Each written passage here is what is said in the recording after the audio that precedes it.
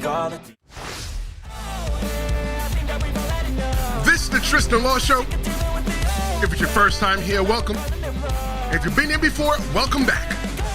I'm Tristan Law, some retired pro wrestler, and today, I'm your host. Let me be real. When Naomi cashed in at the end of Evolution, I stood up and I was watching, shocked and surprised, like my favorite team just hit the buzzer, and I don't like basketball like that. But if I go to see a team and that's the team that I'm betting on, and they hit that winning buzzer, yeah, I'm gonna get up and stand up for them the same way I did Naomi. But early in the night, Becky Lynch, she hit a pinning combination that was so slick, I had to rewind it 4 times. And you can't fake that. Evolution, it wasn't just a pay-per-view. It wasn't just a PLE. I think that Evolution was the whole entire power move. Today, we're going to talk about Trish Stratus. We're going to talk about how she still got it. We're going to talk about Jade and Naomi, how they go to war, and a shocking betrayal in NXT that need me leaving, wanting a glass of sangria. And yeah, we're going to talk about that Battle Royal, because I expected more from that Battle Royal, and I didn't get it. Did Evolution feel like a turning point, or was it a one-night showcase? God, I present myself with the hard questions here. If it's your first time here, whether you're watching it live or on demand, jump into the chat, participate. We're giving out crowns to first, second, and third place people that participate in every single chat. Look, we're building a community here of like-minded people that just love to talk about pro wrestling. So, Evolution, did it feel like a turning point, or was it just a one-night stand, per se? For me, being honest, I think that Evolution this time was a turning point. Back in the day when they did Evolution 7 years ago, Evolution felt like, all right, we're finally, going to be doing something more with these women. And in the 7 years between the first Evolution and the Evolution that we got last night, the all-women's pay-per-view PLE for the WWE, we've been able to get women main eventing WrestleManias, women main eventing Raw, SmackDown, NXT. It's not the abnormal anymore. But I felt like last night, WWE Evolution, number 2, from ATL Hotlanta, down the road, from where Beyonce was, right? Women's empowerment, all weekend in ATL. I feel that it should be something that should come back more often, and we're going to talk about that a little bit more later on. But you know what? Let's talk about that opening match last night between Becky Lynch, Lyra Valkyria, and Bayley. The opening match, and I'm teaching you guys pro wrestling as we go along this whole entire journey. I'm teaching you pro wrestling. The first match of every show is the most important match of the show. It is, let I dare say, that is just as important as the main event. The reason why that first match is so important is because it sets the tone for the night. Imagine going to watch a movie or your favorite TV show, and the first 5 seconds, it was cheeks, it was whack, it was trash. It'd make you say, why am I going to sit around for the rest of this? If this is what we have, where else can we go? So you come in with that first match with Becky Lynch, Bayley, and Lyra Valkyria, and you set that bar so high that you go, you know what? Golly, everybody's got to come out there and follow that. Becky Lynch's roll-up is a masterclass in timing. Pro wrestling is all about timing. It's all about being able to be where you have to be and do what you have to do, because it's 2025. I can say it. When we're in the ring pro wrestling, we're simulating a fight. We are not fighting. 99.9% of the time, we are not really fighting each other. Surprise. But you have to be able to get your timing right. So for me, who hasn't wrestled in almost, the end of this month will make it almost 3 years since I last stepped into a ring, because, I had to go get a real job and do all the other stuff to be an adult. My timing is off. So I would have to get back in a ring and get my timing on. But that match between Becky Lynch, Lyra Valkyria, and Bayley, it was aggressive. They layered in the storytelling. You even got a little alliance from half of the 4 horsewomen. Bayley and Becky Lynch. And then, did you guys see that article that Charlotte Flair wrote? I'm going to talk about that later on. Not today, but another episode. Because Charlotte Flair left a lot on the table talking about the four horsewomen and how, you know, she may or may not be friends with them anymore. And I think that article came at right around the corner from Evolution, an all-women's pay-per-view, PLE. So yeah, we're definitely going to get into that later on. But Lyra Valkyria, you know what? I'm going to give Lyra Valkyria the hand clap. The reason why I give Lyra Valkyria the hand clap is because, you know what, sometimes when I look at her, I feel like she doesn't belong. I feel that Lyra Valkyria, she's a what do you call her, a fish out of water? Because she's in the ring with these girls, and you know what, it may feel like sometimes she just doesn't fit in. But after last night, I think that Lyra Valkyria, that she's walked in, that she's here, that she's now on the big stage. The question I have for you, because I'm about to go jump to the chat right now. The question I have for you is, do you think Lyra Valkyria walked out even though she didn't win? Even though she didn't win. Do you think that Lyra Valkyria walked out more respected than she walked in?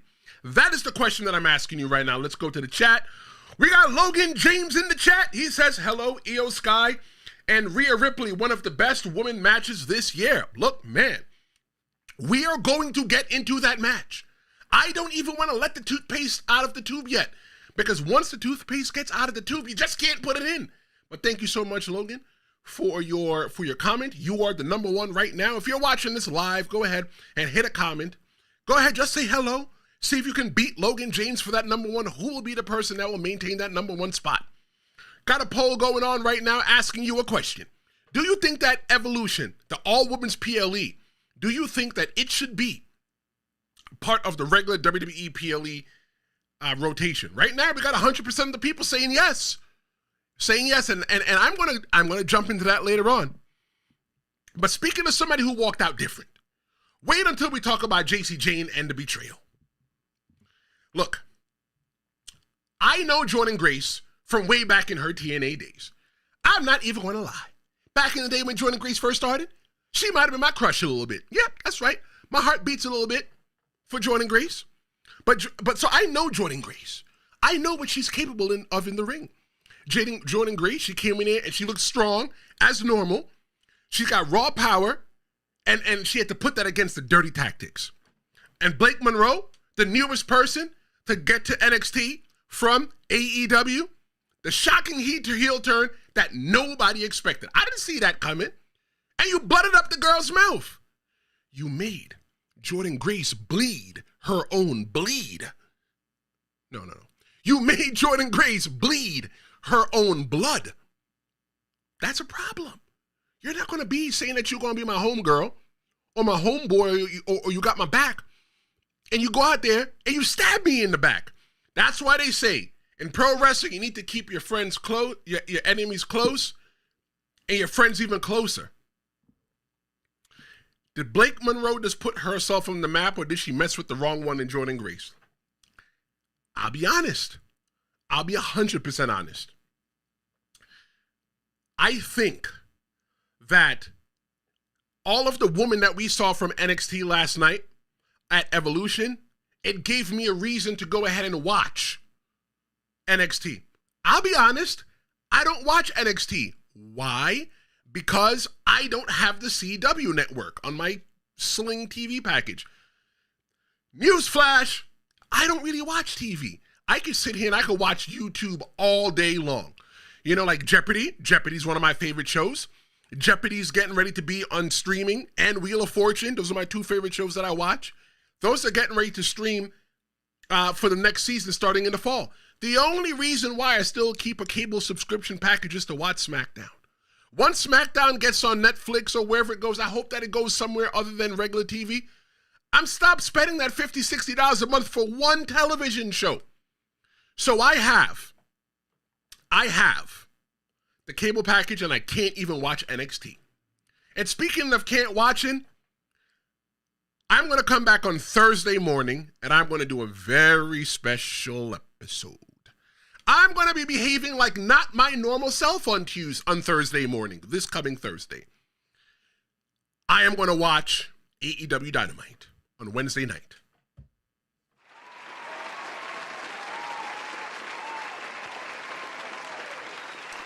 That might be shocking because we only talk about WWE on here. But a lot of people have been telling me in private messages and reaching out to me and sending me emails. You can always send me an email at tristanlawshowmedia@gmail.com. You can always call the promo hotline 973-826-0101 and leave a message. Send me a text. You know what? Send me a text right now if you're watching. People always reach out to me and say, come on, can we talk? We love what they say. Here's the general consensus. We love what you do, Tristan, but we just need a little bit of TNA. So you know what? Since I'm a man of the people, we're going to talk about TNA on AEW on Thursday. But right now we're talking about NXT, and I'm going to find a way to start watching NXT more often. I'm going to pay more attention to it. Did I watch Great American Bash this weekend? That's on me. Maybe because I'm not hooked into the storylines. I know what's going on. I probably couldn't pick out some of the top wrestlers out of a lineup, but it's my fault, so I'm going to be doing better. And I'm going to start with AEW. They're all in Texas, just finished, so it's the perfect time for me to get back in bed with AEW and see what's going on and catch up with the storylines. Did I get to watch All In? No. I did watch the pre-show, and I did get to watch, I did get to read and watch some of the stuff on social media, so I'm in tune with it, so that's what we're doing.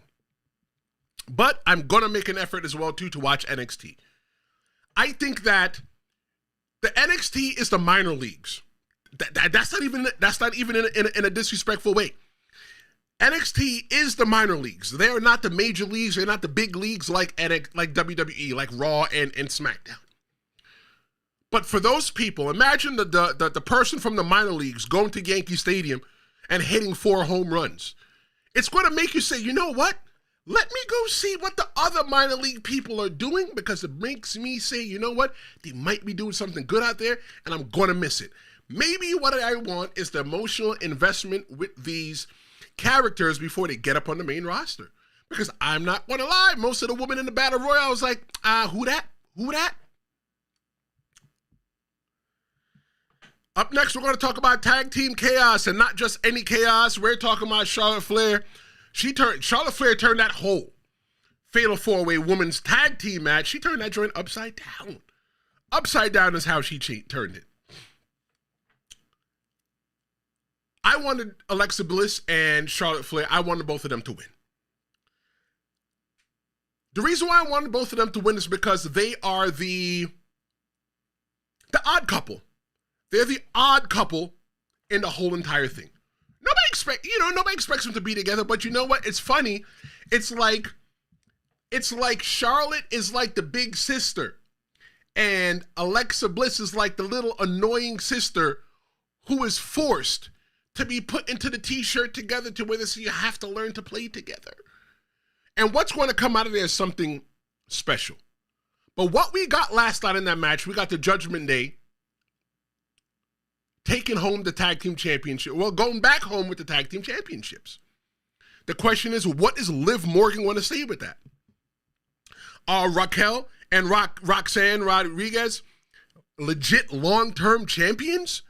Or are they just transitional? I think 100% that this is going to play into some story, because Roxanne is the one that the Judgment Day didn't want. And now that she's there, what are they doing? Replacing Liv Morgan with her? I think that Liv Morgan could come back from her shoulder injury and become a big baby face, all because of this whole entire story here. But what I want to talk about is Charlotte Flair. Charlotte Flair proved that she's much more than a Nepo baby. Nepo baby meaning that she's there only because of who her dad is, the Nature Boy Ric Flair. When Charlotte Flair tagged into that match, you saw something really special with Charlotte Flair. What you saw really special with Charlotte Flair was like, you know what? Maybe you don't see it because you don't look at wrestling the way that I look at wrestling. But when I look at wrestling, I'm looking at it as, yes, as a fan, but as somebody that was in the ring as well, too. And the way that Charlotte comes into the ring and she just demands a certain kind of presence, it makes you take your hat off to her and say, damn. Charlotte Flair tagged in, and she turned into the ring general. She dominated the ring, maybe because she's a little bit taller. I don't know. Maybe it's because she takes it seriously. Not to say nobody else doesn't take it seriously, but she's got a lot. Charlotte Flair said that she's not wrestling on the behalf of the memory of her dad, right? Because she never wanted to be a wrestler. She's wrestling on behalf of the memory of her brother who passed away, Reed, who wanted to be a pro wrestler. So she's taking his memory and she's running with it. Charlotte Flair is that damn good. And I need y'all to start putting some respect in the name of Charlotte Flair. Charlotte Flair was one of the original people. Her, Bayley, Mercedes Moné, formerly known as Sasha Banks, and Becky Lynch. The 4 people that made you say, we need to start taking women's wrestling a lot more seriously. When WWE finally decided they were going to take women's pro wrestling more seriously, they put women's pro wrestling on the backs of those 4 women. I'm not saying that no other woman wasn't relevant during the time, but they were there. From the transition from the Divas era. From when women used to wrestle in bra and panty matches. Jello matches, pudding matches. Don't get it wrong. A 13-year-old me loved pudding matches. Loved bra and panties matches. I'm 13, what do you expect? But as a guy, a man, that has spent time in the pro wrestling ring, what I am saying is that I just need a little bit more out of the woman. And I'm glad that we're finally getting that. But here's what I'm not glad, what I'm not getting. Here's what I'm curious about. I'm going to show you. I'm curious about Alexa Bliss. Alexa Bliss, when she came back, you had the White Six that kind of stalking her or trying to find her or whatever it is. But we got Alexa Bliss. She's teaming up with Charlotte Flair. But why? Why hasn't she comes out as an homage to Bray Wyatt every single time. The Fiend every single time. Why has the spirit of the Fiend not captured Alexa Bliss? I'm getting goosebumps talking about it. When you look at Alexa Bliss, you look at that girl, you go, yeah, that girl over there, there's something wrong with her. You look at Alexa Bliss, you go look at that girl right there, she evil. She need a little bit of Jesus in her life. Why is she not with Wyatt Six? Wyatt Six, the group that was supposed to be made by the late, great Bray Wyatt, who passed away tragically a couple of years ago. It's now being spearheaded by his brother Bo Rotunda, his brother Uncle Howdy. That's his name now, Uncle Howdy. But they really haven't done anything. Why is Alexa not in bed with them? I'll tell you why. It's not time yet. I think that we're finally going to get that story. And that story is going to come at the back of Charlotte Flair. Because Charlotte Flair right now, I feel like Charlotte Flair is Alexa Bliss's only friend. And I'm sorry if I'm activating your Alexa device right now, because I hear mine screaming right now. But Charlotte Flair, she's going to have to be the one to have to deal with the White Six. Now they're not going to let the men hit the woman. No, that's wrong. Men shouldn't be hitting a woman. No, that's not going to happen. But there is a woman in White Six. That woman is Nikki Cross. So what are we going to get from that? I think by next year this time we'll be talking about how the White Six again is one of the greatest stables, factions in pro wrestling history. But we just got to give it a little bit of time. Scopper Gabbin came into the chat and said, hi, hello. Thank you so much for joining me. Coming up next, what we're going to talk about is Trish Stratus. Trish Stratus gave us one more reminder of who she is. And Tiffany Stratton, she only did one thing she proved, why she's next. There's a problem with Tiffany Stratton. We're going to talk about that problem right now. But first off, I just want to let everybody know, I was not happy with that match with Trish Stratus coming in there. Trish Stratus shouldn't have been in there. What Trish Stratus was doing in there, she just walked in there and said, you know what? I'm going to do it. I'm going to do the Goldberg. I'm going to just walk in there and just demand the title shot. I'm going to demand the title shot because why? Because my name is Trish Stratus. Listen, we had another case of Trish Stratus Goldberg. From now on, I'm calling it like it is. If you walk in there just demanding a title shot because of who you are, you're Trish Stratus Goldberg. But still, let me be more respectful to Trish than Goldberg. Trish Stratus is a lot more decorated champion than Goldberg. Oh, yeah. I said it. In the chat, we got Donnell Mason checking in. He's number one right now, says that he thinks that Charlotte's going to betray Alexa Bliss sooner than later and attack her. When? When do you think that? I'm not pooping on it, but we're having a little bit of dialogue right now because whether it's your first time watching the Tristan Law show, I let everybody know it's two-way. I'm not lecturing you. I'm not a teacher. I'm not going to sit here and just talk to you. Yeah, I'll teach you some things.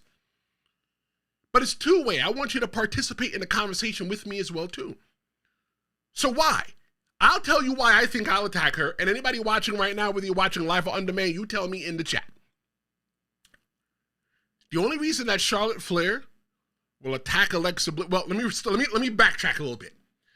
The only reason that Charlotte Flair is even entertaining Alexa Bliss is because you know what? It might get her closer. It might get Charlotte Flair closer to something that she wants, which is a championship.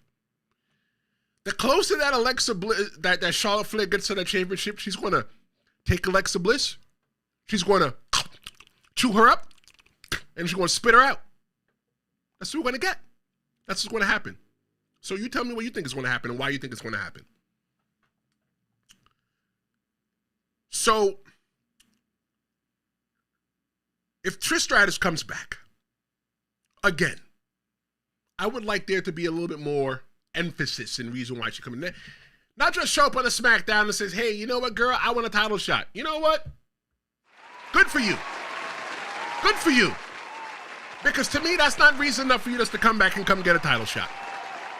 But if Trish Stratus comes back again, who would you book her against?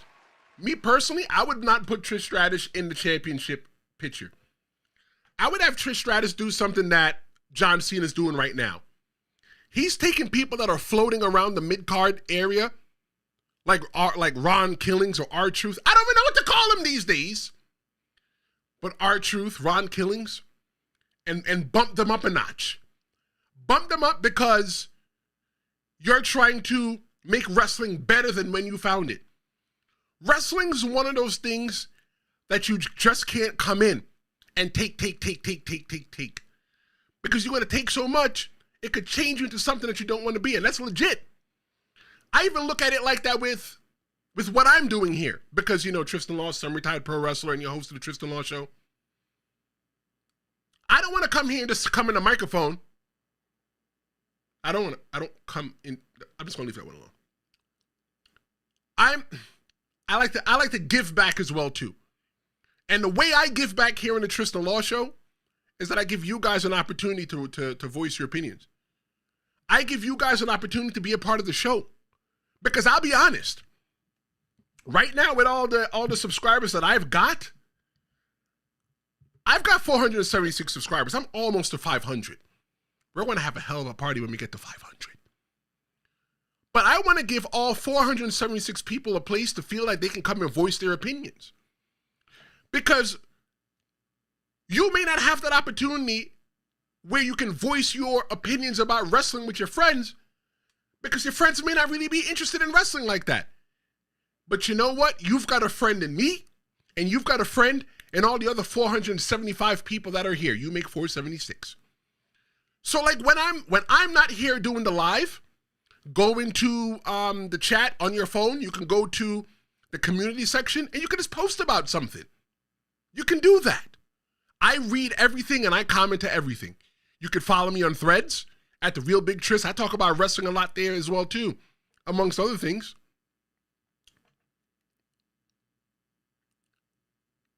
Trish Stratus and Tiffany Stratton, that match just felt last minute. Like, hey, Trish, you going to be in town? Hey, let's just put you in that match. But even though that match felt last minute, the match delivered. Donnell Mason says in the chat, did Tiffany Stratton turn heel again? No. But I think that Tiffany Stratton is a much better heel than she's a babyface. Maybe she's trying to figure out how to be a babyface. Maybe she's trying to fill out those shoes and she doesn't know how. But if you're asking me, I think that Tiffany Stratton's a much better heel, bad guy, bad girl, villain, than she's a hero. There's a lot of pressure on Tiffany Stratton right now. And I once felt that pressure. About, golly, more than 12 years ago, 10 years ago, more than 10 years ago, I was pulled into a back room. And in that back room, the promoter and the booker said to me, Tristan, you are going to be the next BWO World Heavyweight Champion. And I was like, wow, yes, it's predetermined. Yes, I knew I was going to win. Yes. But let me explain it to you from the aspect of a pro wrestler, right? When you become the champion, it's validation that you're doing a great job. When you're a pro wrestler, you become the champion, it's a validation that you do a great job. When you become the champion, it's like they're putting the company on your back. For you to be the person that you're the main event because everybody comes to see you, to see what you're doing. They're putting you in the biggest stories. Tiffany Stratton is going to be put into the biggest stories, and there's going to be a lot of pressure of her carrying that division, the women's division. I felt the pressure as the BWO champion that every single time when I had to go out there, I had to perform. I couldn't phone it in. I couldn't say I was tired today. I couldn't say I didn't feel like it. I couldn't say that, you know what, a lot of people didn't show up, so I was not going to put on the best match possible. That's not the fans' fault. If the company's on my back, I need to perform 100% of the time. No. I need to perform 200% of the time. Tiffany Stratton right now is the champion. Sometimes I look at her and it just feels like, I just look at her face and her facial expressions. And it just feels like she's kind of lost sometimes. I'm not saying that as a dig. I'm saying that as something that I see for myself. That sometimes I'm looking at Tiffany Stratton and I'm like, damn, girl, you're in a good spot. Tiffany Stratton is one of those women, one of those kids, when she was a kid that wanted to be a wrestler. She grew up, she wanted to be a wrestler. She wasn't an athlete that the WWE found playing somewhere in college and said, hey, come be a wrestler. Tiffany Stratton wasn't one of those people that was making videos on social media and WWE said, pull up, come be a wrestler. It's in the heart of Tiffany Stratton. And once Tiffany Stratton finds out who the hell she is, Tiffany Stratton's going to be dangerous. But let's forget the past. Jade Cargill and Naomi, they had a no-holds-barred match last time that was pure mayhem. And if you ask me, it just might not be over yet. Look, that match there delivered. We had Bianca Belair. She was a special guest referee. Bianca Belair dropping that thirst trap on that IG with her and her little striped like pajama thing. Talking about woke up today feeling like I was going to be the ref. Nah, I woke up today and felt like I was on come podcast with y'all and talk about the Tristan Law show and Evolution. I was supposed to have a co-host today, though. Felicia from the Storyline podcast. I advise you to check out her podcast. There's a lot of us out here creating content, and it's not our regular jobs. It doesn't really pay the bills what we do. So that's why I always tell people, look, I got t-shirts and other merch in the link in the description. Go check the description wherever it is, wherever you're watching, whatever device, go check the link.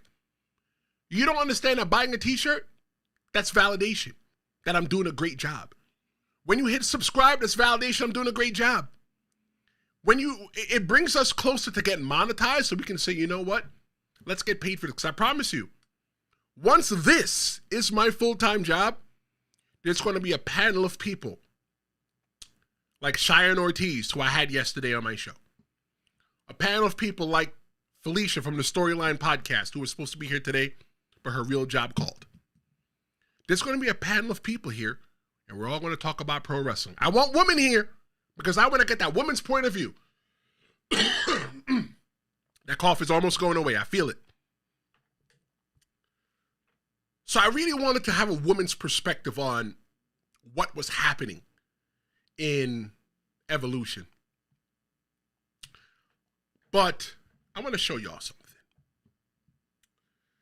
Is Jade Cargill the scariest woman in the WWE right now? Let me show y'all that.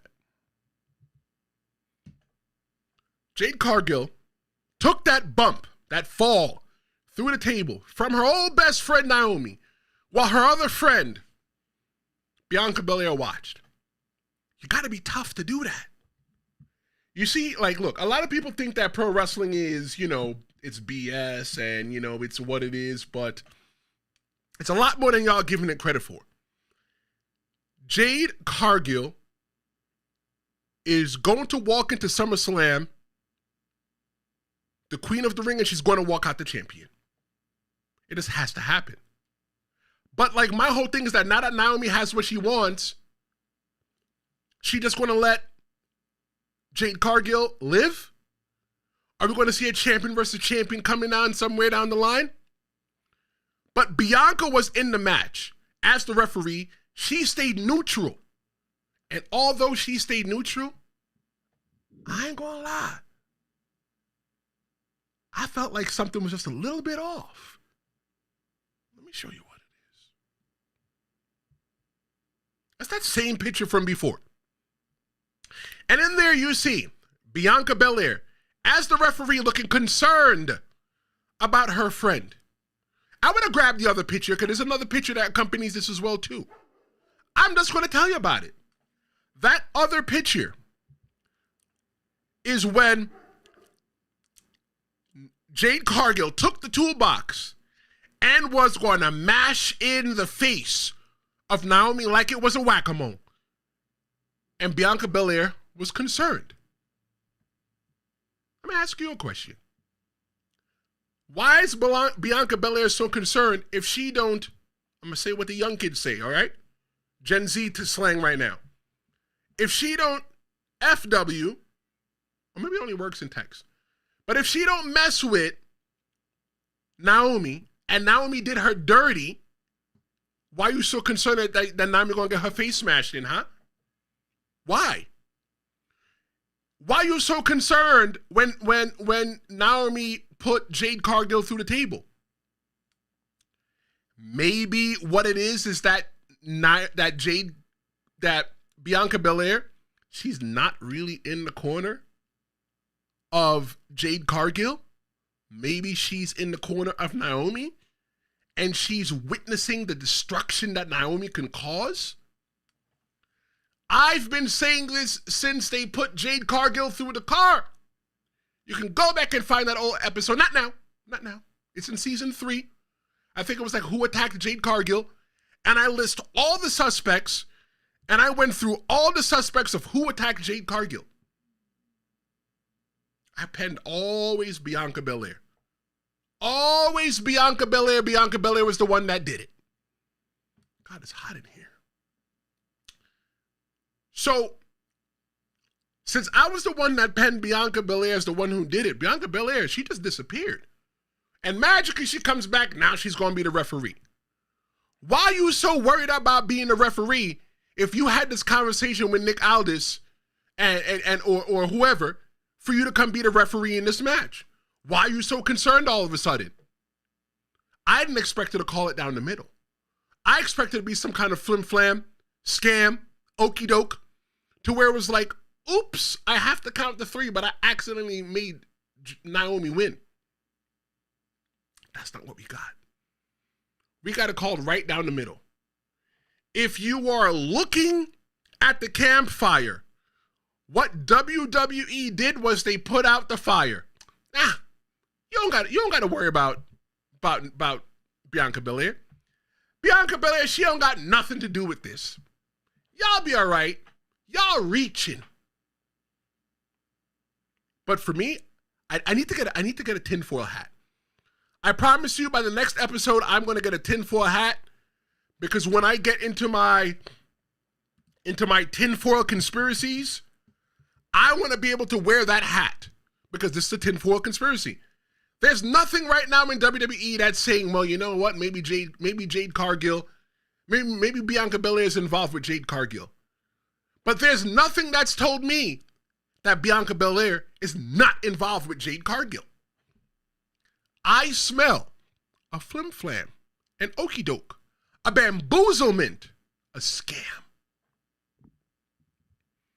So if you feel like Bianca Belair's not just taking sides, listen to me when I tell you this. Listen real close. I wish I had a zoom in button. Let's make it come closer. Bianca Belair's already chose her side. And you're going to see it soon. Just watch. Just watch. Even though Naomi lost that match, Naomi, she foreshadowed her next biggest endeavor, which happened later on in the night when she won the Women's Money in the Bank. We're going to talk about that coming up. But for me, one of the most meh moments of the night until the main event, it was the Battle Royal where Stephanie Vaquer won. For me, I think that it was a missed opportunity. I think there was a missed opportunity because we didn't really have any surprises. Okay, fine. It wasn't the Royal Rumble. You can get away with layering surprises at the Royal Rumble because after you go 3, 2, 1. See how I just improv that right there? And then the next music plays, you go, oh my God, it's this person that we've always wanted to see. And then you get a match. Then they give you somebody else, and then they do it. Then they give you more people, and then they lay in another surprise. It's kind of difficult to lay in the surprises in a battle royal because everybody comes out at the same time. But I expected AJ Lee, and I wrote about it in the Tristan Law Show newsletter. If you haven't subscribed to the newsletter, go get it. It's free. The link is in the description. It's free. It don't cost you nothing.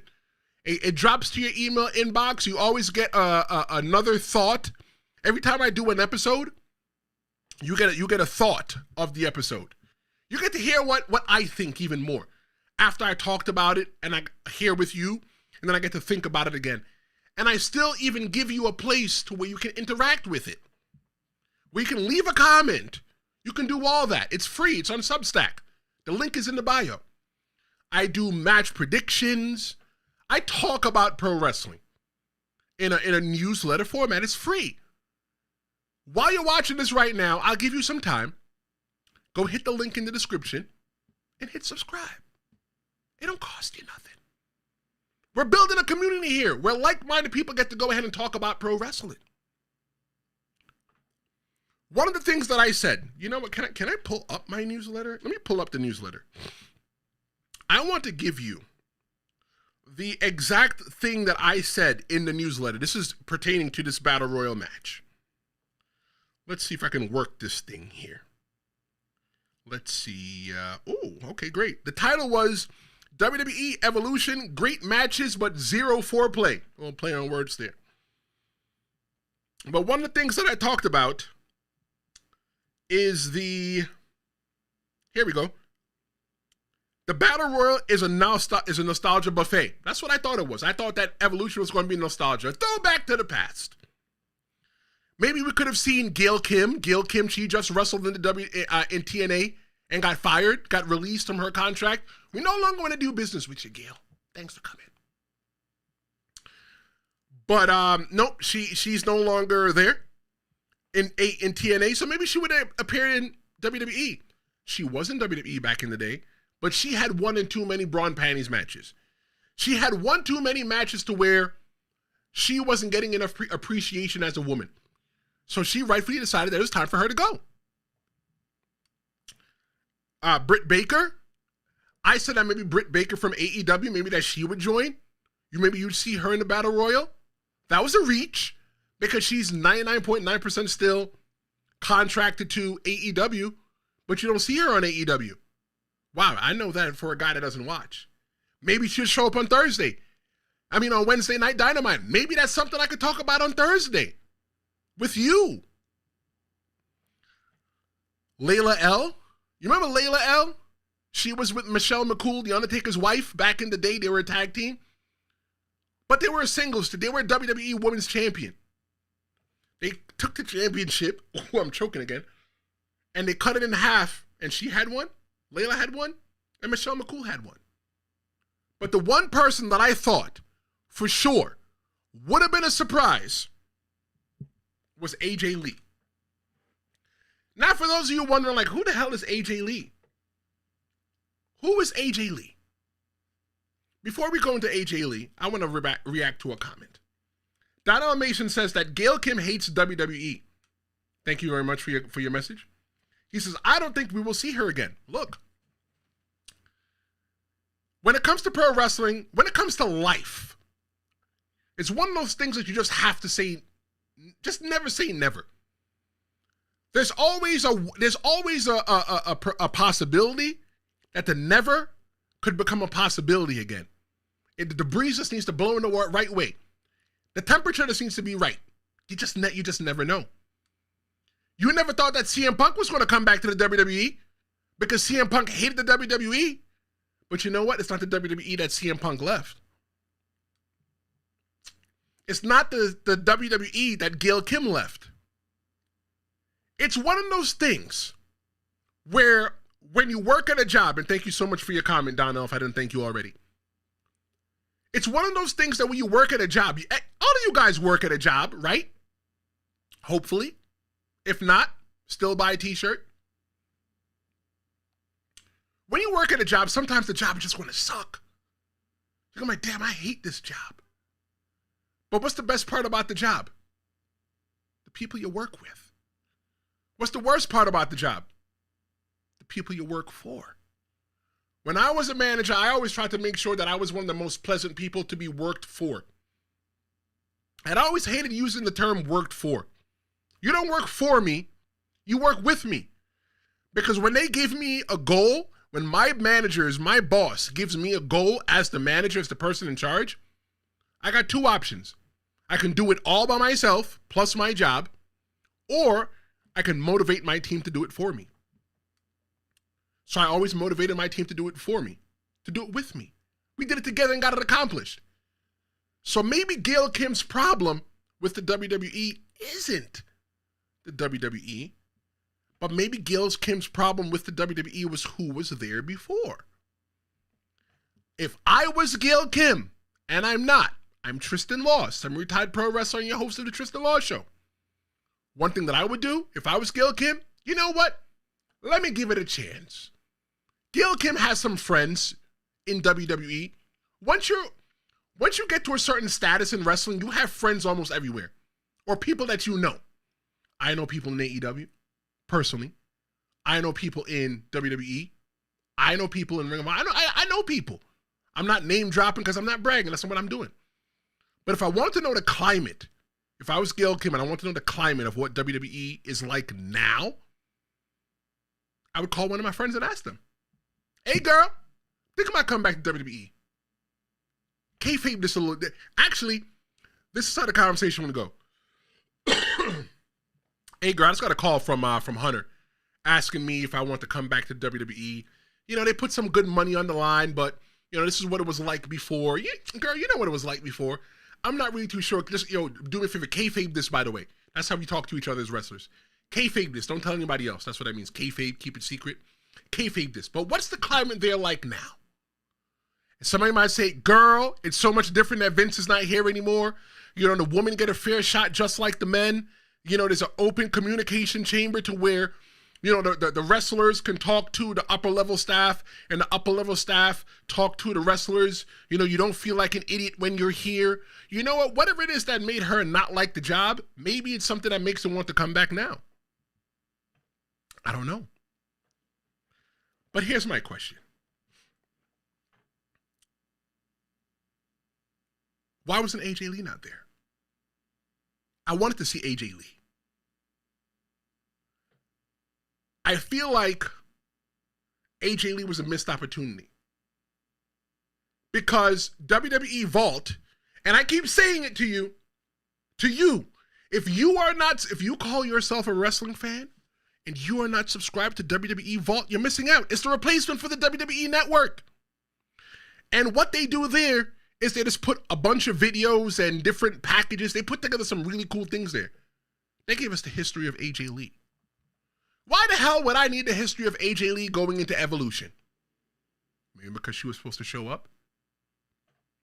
Maybe she was supposed to show up and eventually side with her husband, CM Punk, to get rid of Seth Rollins, and his wife, Becky Lynch, would be there. So it'd be a mixed tag match, maybe going into the fall. Could have been something going into SummerSlam. We don't know. Triple H said that they want to start putting together, like starting tonight on Raw. The card for SummerSlam is going to start being put together tonight. What if that was something that we were supposed to get? But now that Seth Rollins, well, I don't want to say Seth. Let me be careful what I say about Seth Rollins, because I don't want to put any bad juju on him. Seth Rollins is injured, and he has not gotten a full medical treatment yet, or opinion yet on what could be wrong. That's at least what I know from what Triple H said, the game.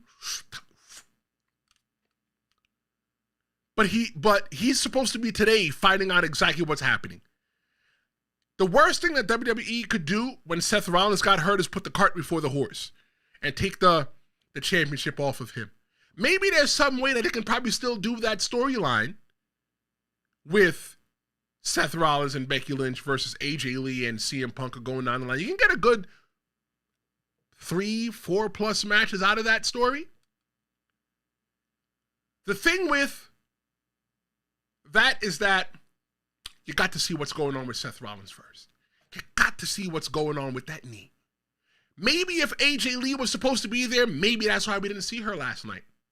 Nobody put out any report that AJ Lee was supposed to be there, but maybe she was last minute, like Cody Rhodes. When Cody Rhodes made his debut back to WWE at WrestleMania 39, he was hidden away in the back, and it's like, oh wow, Cody. Everybody didn't know. Those that needed to know knew. So maybe it was the same exact thing that those that needed to know knew, but because it didn't happen, you know what? We're just going to take that card and put it back in our back pocket. Because I think there's still some money there with AJ Lee. I expected an AJ Lee pop, but I didn't get it. But you know what I got? We got Tiffany Vaquer. Tiffany Vaquer, the Chilean wrestler, is making waves in the WWE right now. How far can Stephanie Vaquer go in the WWE? I am about to drop the biggest hot take right now on Stephanie Vaquer, that it might just make your mind drop or make you blow your mind. I think, no, scratch that. I feel that Tiffany Vaquer is going to do for Spanish-speaking fans what Rey Mysterio did for Spanish-speaking fans. Oh, yeah! Rey Mysterio built that bridge between Spanish-speaking only fans, and Tiffany Vaquer is going to be the person that maintains that bridge. If you look at all the Spanish-speaking wrestlers that we have right now, why are any of them the person that bridges that gap? Maybe Penta? Maybe later on down the line? It would be nice to have more than one. WWE tried to find more than one back in the day using Sin Cara or Mil Mascaras, if that's the name, if I got it right. But it didn't work. It didn't work. So maybe now WWE, they found the right person, Tiffany Vaquer. Tiffany Vaquer will straight up tell you that her first language is not English. English is her second language. She habla español. Habla poquito inglés. Look, that's my terrible Spanish. Grew up in the Bronx. I just know poquito. I know poquito. Poquito is what I know. Stephanie Vaquer could be the person that motivates a young child who may be not from this country, United States of America, who may not speak that great English, to say, you know what, even though English is not my second language, I'm going to communicate. That even though English is not my second language and I might be timid to talk to people, I'm going to communicate. That is what I see Stephanie Vaquer doing. Stephanie Vaquer is going to take this next generation of Latinos and Latinas and put them on her back, and she's going to run with it. Stephanie Vaquer, people right now going crazy, could say, oh, well, you know, Rey Mysterio is the one that I grew up with. I love Rey Mysterio. Another 15 years. There are people right now that are 6 years old, 7 years old. In the next 15 years old, a lot of them are going to be adults, probably done with college. Maybe they played sports. Maybe they loved wrestling. And they're going to be able to say that Stephanie Vaquer is one of the reasons why they wanted to be a wrestler. Stephanie Vaquer is one of the reasons why they came to this country, looking for a better opportunity. They didn't speak any English, much English. They didn't understand the culture in America. But because of Stephanie Vaquer, they persevered.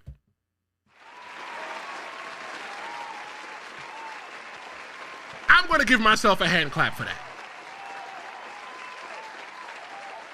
100% of everybody, when I ask, should Evolution be a normal yearly event, 100% of you right now are saying live that it should be a yearly event. But I'm going to talk about that. Just hold on. But let me just talk about IYO SKY versus Rhea Ripley. The main event versus IYO SKY and Rhea Ripley, it was outstanding.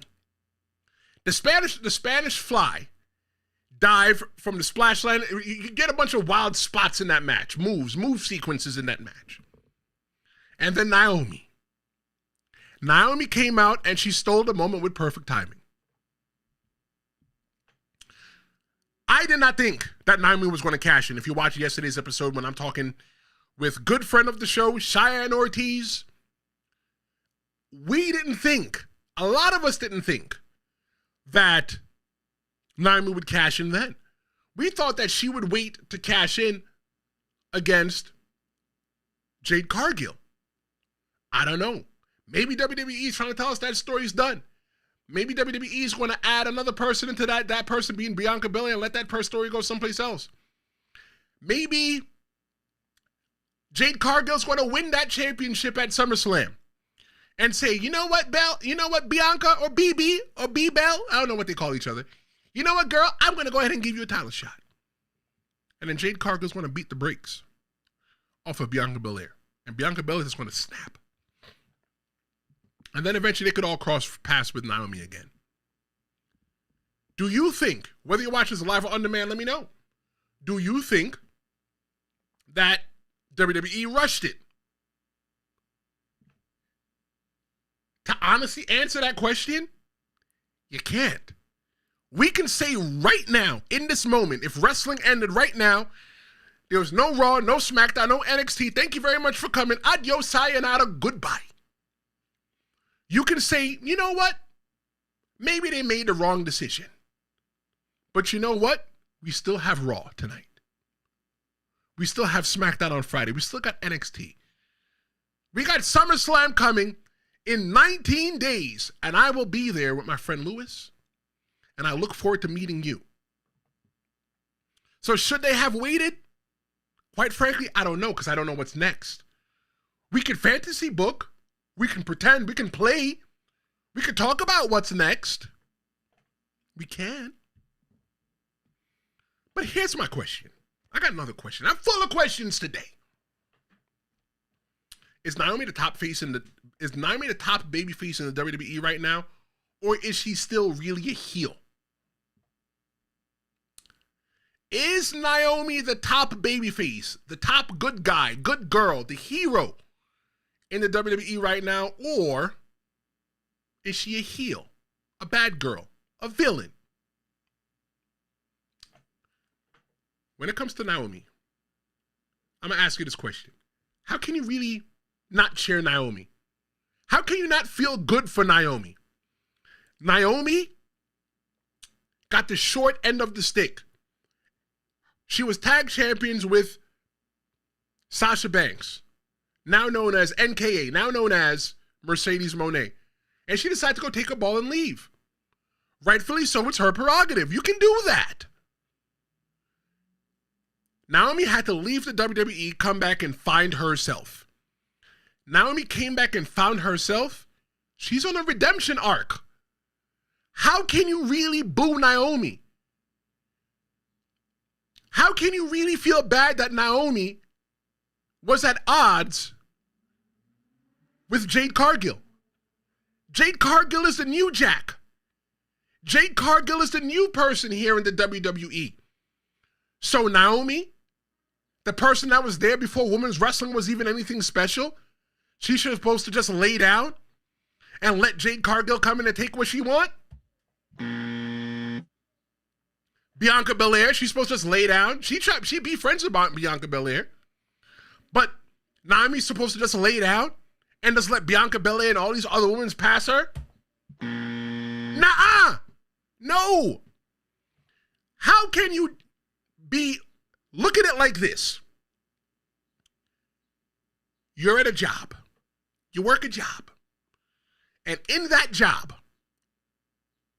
you are the most tenured person, but you keep getting skipped up for promotions. If you had the ability to WWE style it, you think you just want to let the newest person that has potential come in and rock? No. Jade Cargill came in with a name.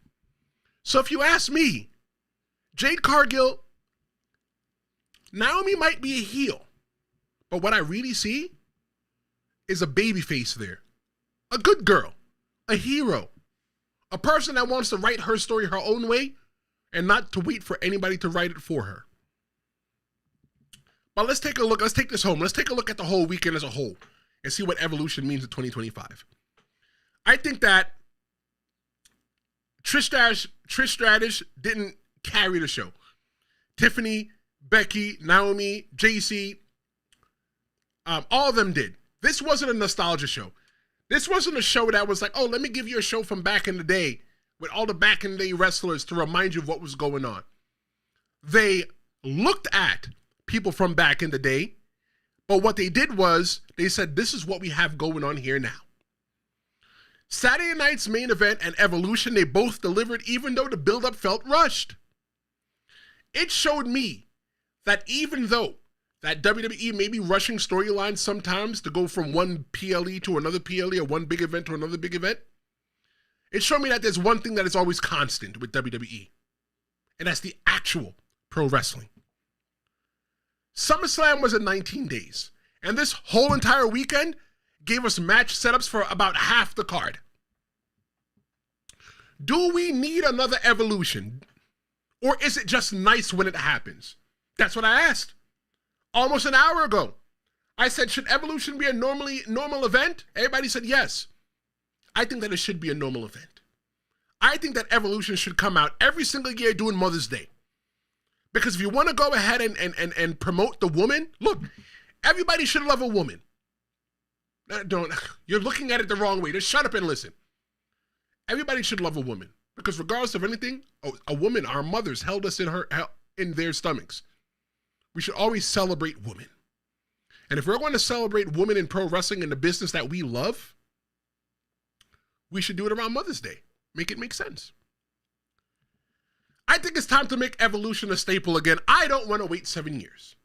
Even though WWE did not fill out the top upper bowl of Evolution, I think if done right, I think if booked as a 2-ticket event, the way that they're doing WrestleMania and SummerSlam, you buy one, pay one price, you get 2 nights.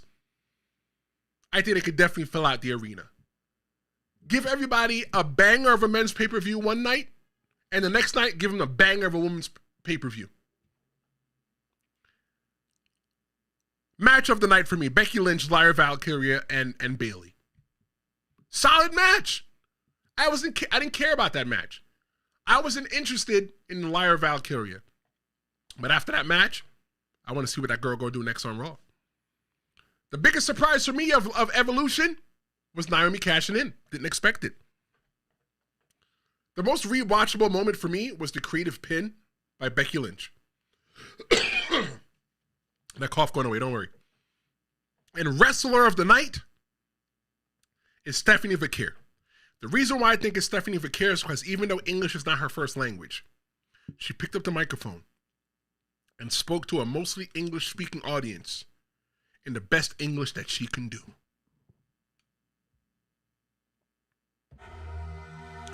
Well, that was WWE Evolution 2 recap. Let me know what you think in the comments. If you like what I did, like, share, and subscribe. I'll be back on Thursday. I'll be watching AEW Dynamite. I'm going to sit down and watch it like an adult, like a human, and we are going to be talking about it. This is the Tristan Law Show. Thank you so much for joining me, and I'll see you next time.